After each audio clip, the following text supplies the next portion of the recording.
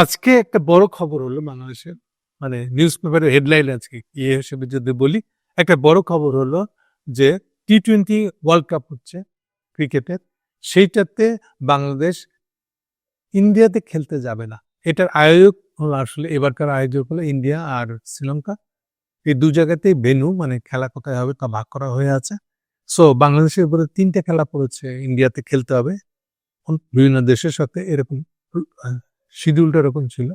বাংলাদেশ আজকে জানিয়ে দিয়েছে আইসিসি কে, ইন্টারন্যাশনাল ক্রিকেট কন্ট্রোল বোর্ডকে, যে তারা ইন্ডিয়ান ভেন্যুতে গিয়ে খেলতে পারবে না, যেহেতু তাদের মুস্তাফিজকে তারা ফেরত পাঠাইছে। ফলে মুস্তাফিজ যদি প্রবলেম হয়ে থাকে, তাহলে তো আমরা ওখানে গেলে আমাদের তো সিকিউরিটি প্রবলেম, তাহলে আমরা ওখানে যাই কেন? এই প্রশ্ন তুলে তারা এটা করছে। কিন্তু এইটাকে কেন্দ্র করে, এটা আজকের হেডলাইন, কিন্তু এটাকে নিয়ে আমাদের মন্ত্রীরা এমন সব কাণ্ড কারখানা করছে, মানে কি বলবো এটাকে, এরা যে কোন জায়গায় আছে এটা এখন প্রকাশ পাচ্ছে। আসলে এটা কিন্তু তার হিউজ আপত্তি জানাইছে, সে কারণে এই ধরনের একটা স্টেটমেন্ট হচ্ছে। মানে বাংলাদেশের বিসিসিআই, যেটা বাংলাদেশের ক্রিকেট কন্ট্রোল বোর্ড, সেটা এরকম পজিশন নিয়েছে সরকারের সাজেশনে। এইটা নিয়ে কথা বলতে আসছে আমাদের রেজওয়ানা, যিনি এখন আমাদের তথ্যমন্ত্রী। তিনি এবারে রেফারেন্স দিচ্ছে এখানে আসিফ নজরুলের কথা শুনে নাকি উনি এটা করতেছে।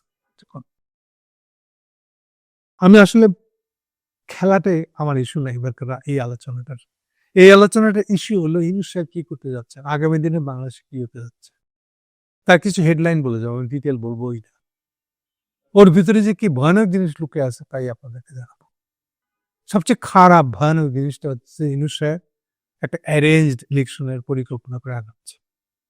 আমার বাক্যটা খেয়াল করবেন, অ্যারেঞ্জ ইলেকশন, অর্থাৎ সিট ভাগাভাগির একটা নির্বাচন। এই যে জুন মাসে 13ই জুন 2005, এই যে লন্ডন গেছিলেন উনি, তখন যে ঝুলিতে যে পরিকল্পনা নিয়ে গেছিলেন যে অ্যারেঞ্জ ইলেকশন দিয়ে জিনিসটাকে শেষ করবে, আর ওই অ্যারেঞ্জ ইলেকশনের গভর্নমেন্টের প্রেসিডেন্ট হতে হবে, এই ছিল তার খায়েশ পরিকল্পনা, যার বলেন না কেন, সেটা নিয়ে উনি আগাচ্ছেন প্রবলভাবে। এবং সেখানে তারেকে প্রধানমন্ত্রী রাখার কথা, এবং কানা ঘোষা শোনা যাচ্ছে, কানা ঘোষা, কিন্তু এটা আমাদের জামাল ভাইরাও মেনে নিয়েছে। তারা একটা গুরুত্বপূর্ণ, একটা বা একাধিক গুরুত্বপূর্ণ মন্ত্রী তাদেরকে দিতে হবে এরকম একটা শর্তে। ফলে একটা, এটাকে বলে অ্যারেঞ্জড ইলেকশন আর কি। এর মানে হলো যে ইলেকশন বলতে আসলে কিছু হবে না, ঠিক যেরকম ভাবে হাসিনার ইলেকশনটা, মঈন হাসিনার ইলেকশনটা 2008-এর ডিসেম্বরে লাস্টে 29 তারিখ সম্ভবত, যেটা থেকে 2009 সালে হাসিনার সরকার গঠন হয়েছিল ফার্স্ট উইকে, ঠিক সেই ধরনের একটা অ্যারেঞ্জড, তার থেকে বোধহয় খারাপ একটা অ্যারেঞ্জ ইলেকশন হবে এবার, হতে যাচ্ছে। এইটারই পরিকল্পনা প্রস্তুতি চলছে। এটা হচ্ছে প্রথম একটা গ্লিমস দিলাম আমি। ইন্ডিয়ানরা খুশি, এই এই তারেক রহমানের সাথে প্রধানমন্ত্রী হচ্ছে, তো বটু হলো তাদের খুশি, কিন্তু এটা আসল দিক না। ইউনূস সাহেব ওটা পৌঁছাতে পারবেন কিনা, বাস্তবায়ন করতে পারবেন দিক আছেই। ইন্ডিয়ানদের পরিকল্পনা আর রকম, ওদের সেকেন্ড লাইন অফ অ্যাকশন আছে একটা, এটা আপনারা আন্দাজ করতে পারবেন, মানে দেখতে পারবেন বাংলাদেশ এই মাসটাতে যা যা কিছু ঘটে সেগুলো নিয়ে ভয়ঙ্কর বহুত কিছু করবে। আচ্ছা, একটা কথা বলতে ভুলে গেছি আমি, অনেকে আমাকে প্রশ্ন করছেন যে তারেক 1 সপ্তাহ বেশি থাকবে না, আমি বলেছিলাম, এখন কি হলো? আপনি বলেছিলেন ইলেকশন হবে না, এখন কি হলো? প্রথম কথা, বিনয়ের সাথে উত্তরটা দেওয়াই ভালো, যে প্রথম কথা, আমি তো গণক না, পলিটিক্যাল ঘটনা বলি, অ্যানালাইসিস করি, এটা ঘুরতে পারে। আমার যে কোনো বক্তব্যকে ধরে নিতে হবে যেটা ঘুরতে পারে। যদি বলে যেতে পারতাম ইভেন তারিখ সহ, একটা গণক কি হইতে, আমি যে গণক না এটা তো আপনাদের বোঝাই উচিত। আমি তো কখনো ক্লেমও করি নাই যে আমি গণক, হয়তো বলতেছি এটা অ্যানালাইটিক্যাল অ্যানালাইসিস, বিশ্লেষণ করে আমার কাছে মনে হচ্ছে এটা, এইগুলো ফ্যাক্টস। তার অনেক ফ্যাক্টসের আবার সোর্স বলা যায় না আসলে, বুঝতেই পারে, কিন্তু খুব জেনুইন খোঁজ থেকে খবরটা পাই আমি, ইন্টেলিজেন্স খবর, ফলে এগুলো বলতে পারি আমি সহজে, কিন্তু সোর্স বলতে পারি না আমি। সে সব মিলে আমি এখানে তখন বলি এটা আমার কাছে এরকম মনে হয়। এই অর্থে তারেকের ওই যে 7 দিন না 10 দিন থাকবে, এটা মনে হয়েছিল এই জন্য, যখন উনি ঢাকায় আসলেন কিন্তু একটা ট্রাভেল পাস নিয়ে। এটা কেন ট্রাভেল পাস দরকার ছিল না, তো লন্ডনে আছে সবচেয়ে ভালো অর্গানাইজ এম্বাসিটাই তো হলো লন্ডন। আর তারপরে এখন ইউনূস সাহেব তো বিদেশে বসে প্রবাসীদের ভোটারের ব্যবস্থা করে দিচ্ছে, এনআইডি পাওয়ার ব্যবস্থা করে দিচ্ছে। তো উনি ওখান থেকে পাসপোর্টটা নিয়ে নিজের পাসপোর্টে আসতে পারতেন। এসে উনি কি করলেন দেখেন, 25 তারিখে আসেন, 27 তারিখের মধ্যে উনি একেবারে ভোটার হয়ে গেছে। এনআইডি তো করছেনই, একেবারে ভোটার। তো এটা কি করতে পারতেন না? তাহলে করলেন না কেন? উনি পাসপোর্টে আসতে পারলেন না কেন? যখনই কেউ ট্রাভেল পাসে আসে তখন এই প্রশ্ন উঠবেই যে তাহলে তো উনি কম দিনের জন্য আসতেছেন আসলে। ওকে, আপাতত এতটুকু বলবো, বাকিটা ইলেকশন হয়েও যায় নাই, অনেক কিছু বাকি আছে। এগুলো দেখতে থাকেন, এরপরে সিদ্ধান্ত নেন। আর অসুবিধা কি? গালি দিবেন যে আমি ভুল বলছি, অসুবিধা তো নাই। আমিও স্বীকার করে নেবো যে আমি ভুল বলছি। এখন এইভাবে দেখি আমি জিনিসটাকে। এনিওয়ে, কিন্তু এই মাসে আরো অনেক বহু কিছু হবে কিন্তু। আর ইলেকশন কিন্তু আগামী মাসের 12 তারিখে। এটা কিন্তু এখনো হয়ে যায় নাই, ফলে নিশ্চিত হয়ে যায় না কেউ। ভুল বলছি আমি, হয়তো অসুবিধা। আর একটা কথা বলে দিই আপনাদেরকে, আমি সবসময় যা কিছু বলি এমনি স্পেসিফিক ডেট কিন্তু বলা সম্ভবই না, তবুও যা রাফ সময়কাল সম্পর্কে যা বলি অলওয়েজ এটা আগায় বলে ফেলি, কনজারভেটিভ থাকার জন্য, রক্ষণশীল থাকার জন্য। অসময় ও পরে যদি আরো পরে ঘটে, 1 মাস পরে, 6 মাস পরে, আমি তো কোনো একটা বলা যাবে না, কোনো না একবার এক্সাক্ট ডেট বলা যেত। এইভাবে আপনারা যদি দেখেন তাহলে আপনাদের কাছে মাপ চাই, মানে বেঁচে যায় আর কি। আর যদি অন্য ধরতে চান, না না না না আপনি, আমি বিএনপি করি, আপনি আমার বিএনপির বিরুদ্ধে ক্যাম্পেইন করছেন কেন, এরকম যদি বলতে চান তাহলে আমার কিছু বলার নেই, এক্ষেত্রে আপনার যা খুশি করতে পারেন।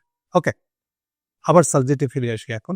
যেটা আরো বড় বড় ইন্ডিয়ানদের পরিকল্পনা আছে যেগুলো আপনার মাঠে দেখতে পাবেন। মাঠে এমন এমন ইসলামী সংগঠন মাঠে নামে এবার মাঠে কি চায়, যারা অ্যান্টি ইলেকশন রাজনৈতিক দল হোক বা রাজনৈতিক গ্রুপ হোক, এরকম দল আসবে মাঠে, সেগুলো ভরে যাবে। এমন এমন সব ফেনোমেনা দেখবেন আপনারা, প্রতিদিনই একটা করে নতুন ঘটনা ঘটতেছে যা আপনারা আশা করেন নাই। আর এটা তো বুঝতেই পারতেছেন, আপনাকে যদি একটা অ্যারেঞ্জড ইলেকশন করতে হয় তাহলে তার রিফ্লেকশন পড়বে, তার ছাপ পড়বে। এই যে এখন নমিনেশন দেওয়ার বেলা আপনারা দেখতেছেন কারটা বাতিল হয়ে গেল, কারটা থেকে গেল, এই নিয়ে তো একটা তিনজনই চলতেছে বলে মনে হচ্ছে। এটা কি আসলে? আপনি অ্যারেঞ্জ ইলেকশন কেমনি করবেন এগুলাতে ম্যানুভার না করতে পারলে?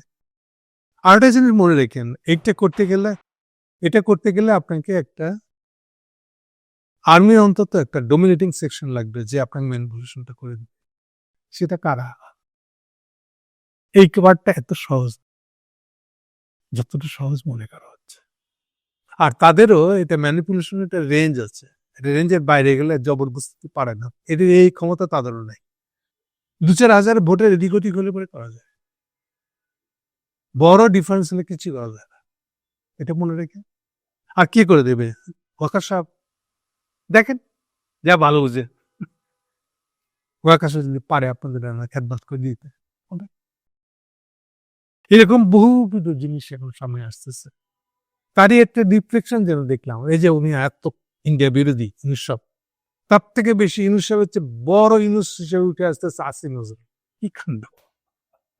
এবং আসিফ নজরুলের রেফারেন্স দিয়া রেজওয়ানা বন্যা তথ্যমন্ত্রী খবর দিতেছে আমাদের, বাবারে বাবা, আসিফ নজরুলের রেফারেন্স দিয়েছে, ইউনূসের রেফারেন্স দেয় না, কিন্তু বোঝা না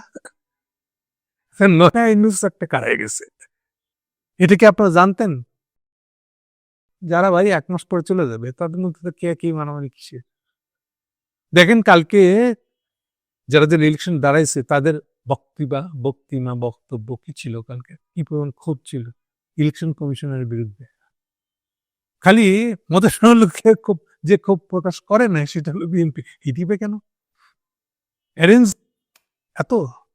আমি সবাইকে বলবো একটু ভালো করে নজর তাকায় রাখেন, ফোকাস করে দেখেন, এগুলো বোঝার চেষ্টা করেন। দেখে মনে হচ্ছে ইলেকশনের আওয়াজ তো উঠে গেছে, এই তো হয়ে গেল, এই তো এখনই ইলেকশনটা হয়ে গেল। যতটা সহজ হচ্ছে সহজে এটা হবে না, হয়তো হয়ে যাবে, হয়তো হয়েও যেতে পারে, কিন্তু যতটা সহজ আপনারা ভাবতেছেন এত সহজ হয়ে জায়গায় পৌঁছাবে না জিনিসটা। শেষের দিকে অনেক ধরনের খেলা হবে, বিশেষ করে এই মাসটা তো একদম তুঙ্গে মুহূর্তে যাবে একটা। আমি আবার বলছি, ডিটেল বলবো না। ইন্ডিয়ানদের ২টা লাইন আছে। ১ম লাইনটা কাজ করতেছে, দ্বিতীয় লাইনটা খাওয়া হয়ে আছে, ওটা ফেল করবে জানে ওরা, বা ফেল করাই দিবে। সেকেন্ড লাইনটা নিয়ে আগে আসবে। এইটার সঙ্গে এটা আবার কেউ জানে না। এই ইন্ডিয়ান পজিশন সম্পর্কে না হিনুজ জানেন, না তারিক জানেন, না কোনো পলিটিশিয়ান জানেন, না কেউ জানে। এটা হচ্ছে আরেকটা লাইন তাদের আছে। ওই লাইনটা নিয়ে তারা আসতে চাচ্ছে বলে আমি যতটুকু তথ্য পাইছি, কিছু বলতেছি না, আগামীতে কোন কিছু হয়েই যাবে কি হবেই না, কিন্তু এরকমটা আছে আমি শুনতেছি। আর ইলেকশনটা একটা অ্যারেঞ্জ ইলেকশন হচ্ছে। আপাতত এই ২টি হেডলাইন মনে রাখেন, বাকিটা সামনে হোক, কি ঘটবে দেখবো। আপনারা আমার সাথে দেখতে থাকেন। আবার বলছি, আমি কিন্তু গণক না। Thank you.